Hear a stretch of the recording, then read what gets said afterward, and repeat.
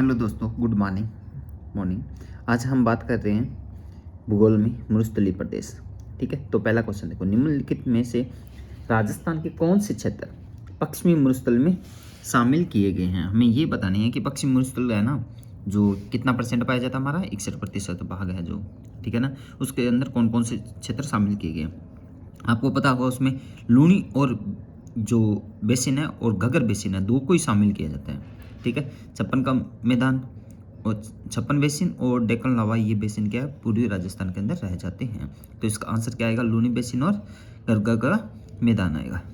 Next देखो, second में आपको दे रखा है कि निम्नलिखित में से राजस्थान के कौन से जिले, ठीक है ना, कि भारतीय बृहत मरुस्थल के भाग हैं। ठीक है, भारतीय बृहत मरुस्थल के अपने को भाग बताने हैं कौन कौन से हैं। अगर 3 के आ जाए तो हमें 3 ही बताने हैं, जैसे बीकानेर, बाड़मेर और जैसलमेर। अगर 4 आ जाते तो इकट्ठे हम जोधपुर को भी इसमें शामिल कर लेते हैं। ठीक है ना, ये जो लास्ट ईयर में क्वेश्चन आए हुए हैं उनके बारे में हम चर्चा कर रहे हैं। देखो नेक्स्ट देखो, 4 नंबर क्वेश्चन, 3 नंबर, जिसमें आपको दे रखा है कि जैसलमेर जिले में बालू के टीलों को स्थानीय भाषा में क्या कहते हैं, भाकर कहते हैं। ठीक है ना, ये क्वेश्चन बहुत अच्छा है कि जो जैसलमेर के बालू के टिल्ले हैं, बड़े बड़े टिल्ले हैं, दोहरे, उनको क्या स्थानीय भाषा में क्या कहते हैं, भाकर कहा जाता है। ये बहुत अच्छा क्वेश्चन है। नेक्स्ट देखो, राजस्थान के इन क्षेत्रों में से कौन सा शुष्क उत्तर पश्चिमी मैदान का एक भाग है।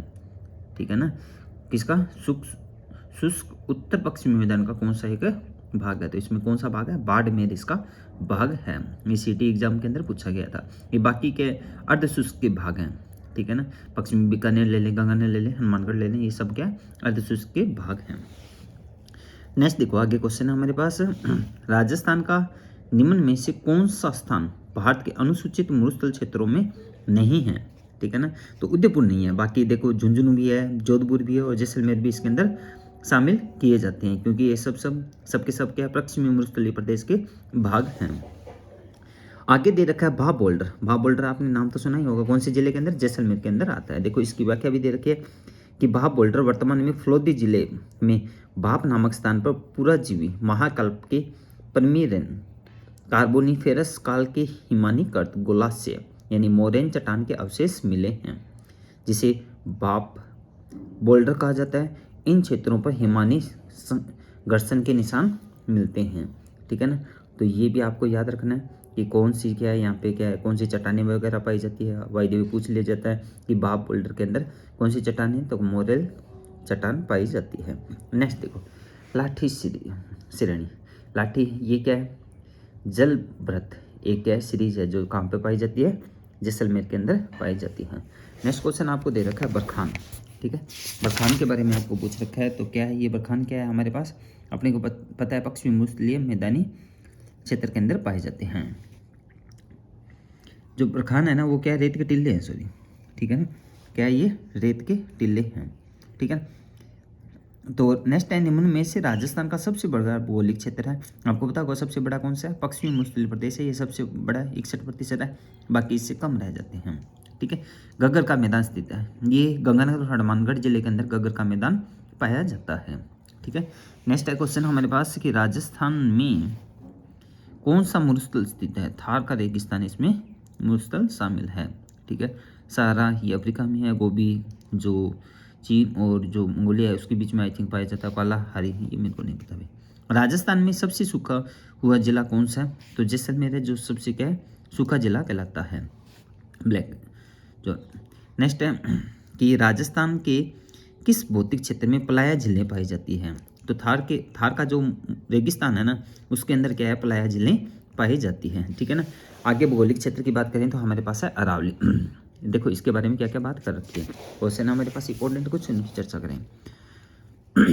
पहला है, निम्नलिखित में से 1000 मीटर से अधिक ऊंचाई वाले अरावली पर्वतीय श्रृंखला के शिखरों का समूह है, जिनका जो लंबाई है टोटल क्या 1000 से ऊपर है। इसमें ऋषिकेश आ जाएगा, कमलाथ की पहाड़ियाँ हो जाएगी और देलवाड़ा आ जाएंगे। ठीक है ना, बाकी इन सब का क्या है, ऊंचाई 1000 से सभी की कम है, कि 800 की 900 पाई जाती है।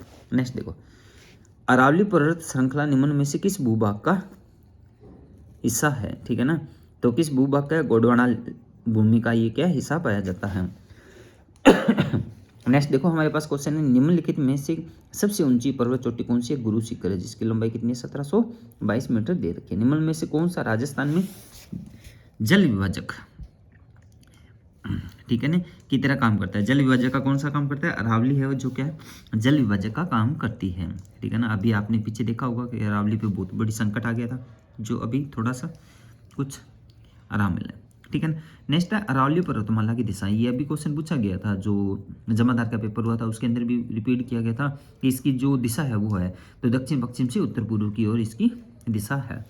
नेक्स्ट देखो, अरावली की उस चोटी का चयन कीजिए जो कमलनाथ के ऊंची तथा अचलगढ़ से नीची है। तो कौन सी है? रघुनाथगढ़ है, जो कमलनाथ से क्या है? नीची है। कमलनाथ से तो ऊंची है और अचलगढ़ से क्या है? नीची रह जाती है। नेक्स्ट है अरावली की उन चोटियों को अवरोही क्रम, अवरोही का मतलब होता है बड़े से छोटी की ओर बताना है, ठीक है। तो इसमें ऑप्शन नंबर 3 हो जाएगा, देलवाड़ा, जगह, अचलगढ़ और कुंभलगढ़ इसके भाग हैं। नेक्स्ट है हमारे पास, निम्न में से कौन सी उदयपुर राजसमंद क्षेत्र की सबसे ऊंची चोटी है? ठीक है ना, तो कौन सी है? जरगा, ठीक है ना। उदयपुर राजसमंद की कौन सी सबसे ऊंची चोटी कौन सी? जरगा है। मध्य अरावली, मतलब जयपुर से इसका विस्तार कहाँ तक है? अजमेर तक है, अजमेर से जयपुर, हाँ ये है जगह। फिर है बिलाला या बरवाड़ी, बरवाड़ा है, ठीक है ना। ये उत्तरी अरावली की क्या है? चोटियाँ हैं ये सब के सब, दोनों ही, बिलाला, बरवाड़ा, एक बैपे और नाम आता है, ये जयपुर के अंदर रह जाती है सबकी सब, ठीक है ना। नेक्स्ट है दक्षिणी अरावली क्षेत्र में दूसरी सबसे ऊंची चोटी है, दक्षिण के अंदर अपने को बताना है। दक्षिण के अंदर कौन सी है? दिलवाड़ा है। पहली कौन सी है दक्षिण के अंदर? गुरु शिखर है। नंबर 2 पे कौन सी है? दिलवाड़ा है। अब कुंभलगढ़ तथा गोगुंदा के मध्य उच्च भूमि को कहा जाता है, क्या कहा जाता है? बोराट कहा जाता है, याद रखना, क्या कहा जाता है? बोराट, ठीक है ना। नेक्स्ट है देखो, आगे दे रखा है अपने को, ये क्वेश्चन दे रखा है कि राजस्थान में निम्न किस जिले में किस जिले में क्या है कि उड़िया का पठार स्थित है? तो उड़िया का पठार कहाँ पे स्थित है? अपने पास सिरोही के अंदर शामिल है। इससे ऊपर एक क्वेश्चन और रह गया था, देखो अरावली श्रृंखला का उच्चतम शिखर है, गुरु शिखर है, ये 1722 मीटर है जो। नेक्स्ट देखो, निम्न में से कौन सा जिला बोराट, ठीक है ना, पठारी प्रदेश में अवस्थित है? तो कौन सा इसके अंदर? उदयपुर है। नेक्स्ट हमारे पास मैचिंग है, देखो सुमलित है, माउंट आबू क्या है? ऋषिकेश प्रमुख शिखर है इसका, जसवंतपुरा में डोरा पर्वत है, और नेक्स्ट सिवाना है, इसमें नाकोड़ा है, और जालोर के अंदर झारोला है। जो ये सब के सब क्या है? सही है। नेक्स्ट देखो दे रखा है कि मारवाड़ का मैदान व मेवाड़, ठीक है, ये मेरवाड़ा की पहाड़ियाँ हैं जो मारवाड़ के मैदान और मेवाड़ के उच्च प्रदेश को क्या करती है? अलग करती है। ओके दोस्तों, तो कल अपने बात करेंगे पूरी मैदान और आगे हमारे पास दक्षिण पूर्वी पठारी या हाड़ौती का क्षेत्र रह गया उसके बारे में। ओके, धन्यवाद दोस्तों।